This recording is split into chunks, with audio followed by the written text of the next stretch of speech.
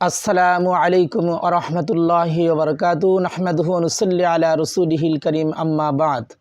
সম্মানিত দর্শকবৃন্দু, আজকে আমরা আলোচনা করব মৃত ব্যক্তিকে গোসল দেওয়ার জরুরি কিছু মাসলা মাসাইল নিয়ে। সর্বপ্রথম আমরা জানব মৃত ব্যক্তিকে গোসল দেওয়ার পদ্ধতি কী।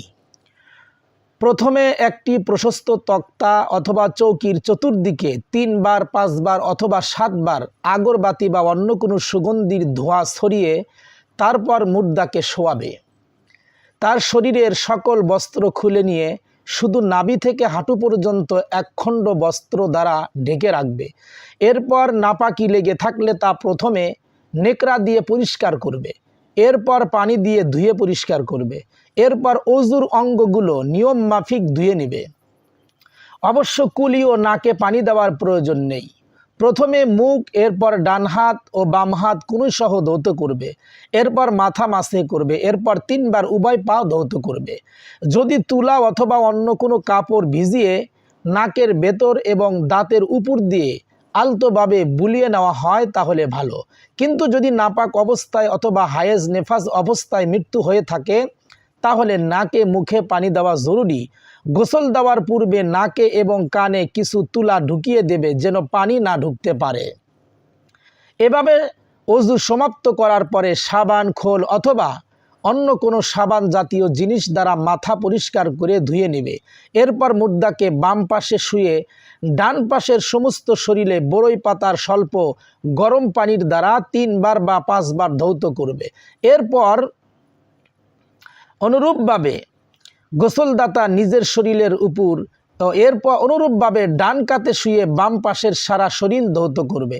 এরপর গোসলদাতা নিজের শরীরের উপর ঠেস দিয়ে মৃত্যুকে একটু বসাবে, পেটে হালকাভাবে উপর করে নিচের দিকে মালিশ করবে ও চাপ দিবে। যদি কোনো ময়লা বের হয় কাপড় দিয়ে পরিষ্কার করে ধুয়ে নিবে। সারা শরীর ধোয়ার প্রয়োজন নেই, এই ময়লার কারণে তার অজু গোসল নষ্ট হবে না। যদি বড়ই পাতা না পাওয়া যায় তাহলে করণীয় কি? যদি বড়ই পাতা না পাওয়া যায় তাহলে শুধু গরম পানি দিয়ে 3 বার ধৌত করবে, তবে গরম যেন হালকা হয়। উপরে উল্লেখিত পদ্ধতিতে গোসল করানো সুন্নাত। যদি 3 বার না ধুয়ে শুধু 1 বার ধুয়ে নেয় তবুও ফরজ আদায় হয়ে যাবে। মুর্দার কোন কোন অঙ্গে কর্পূর আতর মেখে দিবে। মুর্দাকে কাফনের মধ্যে রাখার প্রাম্বে তার মাথায় আতর লাগাবে। যদি পুরুষ হয় তাহলে দাড়িতেও আতর লাগাবে। এরপর সিজদার অঙ্গগুলোতে অর্থাৎ কপাল, নাক, হাত, হাঁটু ও পা কর্পূর মেখে দেবে। কেউ কেউ কাফনে আতর লাগায়, তুলায় আতর লাগিয়ে কানে দিয়ে দেয়, এটা সম্পূর্ণ মূর্খতা। গোসলের পর মুর্দার চুল আঁচড়ানো বা নখ, চুল ইত্যাদি কাটার কোনো প্রয়োজন আছে কিনা? চুল আঁচড়ানো বা চুল নখ কাটার কোনোই প্রয়োজন নেই, বরং সব কিছু স্বাভাবিক অবস্থায় রেখে দিবে। কোনো পুরুষ মারা যাওয়ার পর যদি তাকে গোসল দেওয়ার মতো কোনো পুরুষ না পাওয়া যায় তাহলে মহিলারা তাকে গোসল দিতে পারবে কিনা? পুরুষ মুর্দাকে গোসল দেওয়ার মতো কোনো পুরুষ যদি পাওয়া না যায় তাহলে মাহরাম মহিলারা গোসল দিবে। গায়রে মাহরামের জন্য স্পর্শ করাও জায়েজ নেই। মাহরাম মহিলা না থাকলে তায়াম্মুম করিয়ে কাফন দেবে। যদি সরাসরি তায়াম্মুম করাবে না, বরং নিজের হাতে হাত মোজা পরে তায়াম্মুম করাবে। গোসল দেওয়ার সময় মাইয়াতকে কোন দিক করে রাখবে? গোসল দেওয়ার সময় মাইয়াতকে রাখার 2টি পদ্ধতি আছে। 1 নম্বর, কেবলা দিকে পা দিয়ে মাইয়াতকে শোয়াবে। 2 নম্বর, কেবলার দিকে চেহারা করে শোয়াবে। তবে এই দ্বিতীয় পদ্ধতি হলো উত্তম, তথা মাথা উত্তর দিকে, পা দক্ষিণ দিকে রেখে চেহারা কেবলা দিক করে শোয়ায়ে গোসল দেওয়া হলো উত্তম। স্বামী মারা গেলে স্ত্রী তাকে কাফন দাফন করাতে পারবে কি না? হ্যাঁ, স্বামী মারা গেলে স্ত্রী তাকে কাফন দাফন করাতে পারবে, কিন্তু স্ত্রী মারা গেলে স্বামী তাকে স্পর্শও করতে পারবে না। তবে দেখতে পারবে, কাপড়ের উপর থেকে হাত লাগাতে পারবে, এতে কোনো সমস্যা নেই। হায়েজা মহিলা কোনো মহিলা মুর্দাকে গোসল দিতে পারবে কিনা?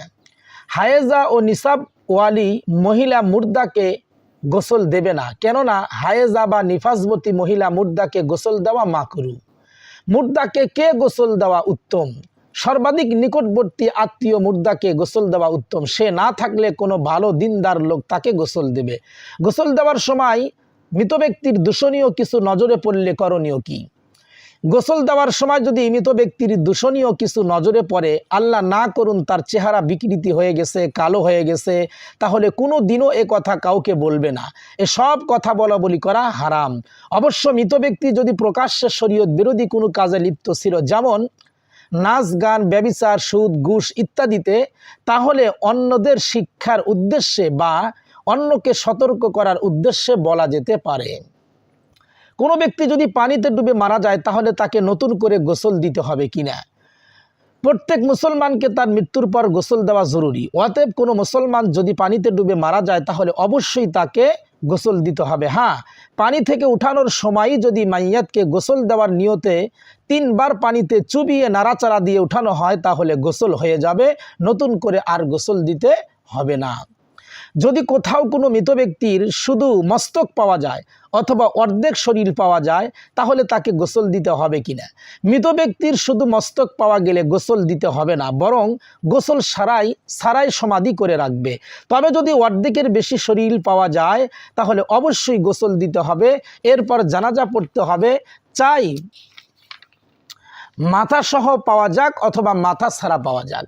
এমনইভাবে মাথা সহ যদি মৃতের অর্ধেক শরীর পাওয়া যায় তাহলেও গোসল দিতে হবে এবং জানাজা পড়তে হবে।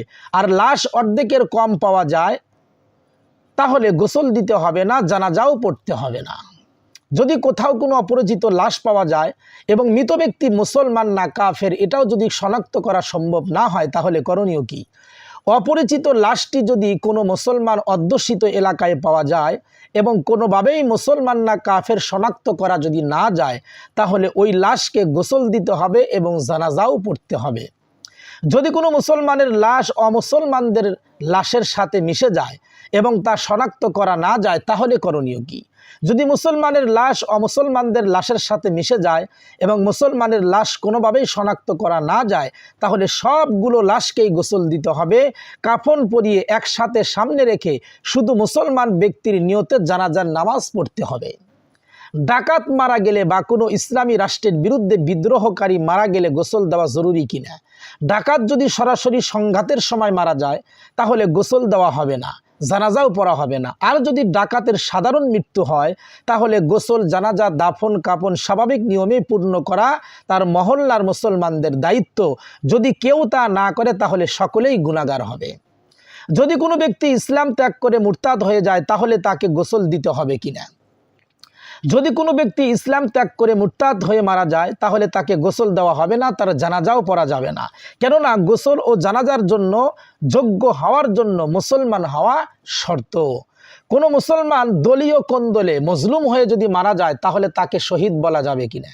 হ্যাঁ, কোনো মুসলমান যদি দলীয় কোন্দলে মজলুম হয়ে মারা যায় তাহলে তাকে শহীদ বলা যাবে। এমনকি যে কোনো মুসলমান অত্যাচারিত হয়ে মারা গেলে সেও শহীদ বলে গণ্য হবে।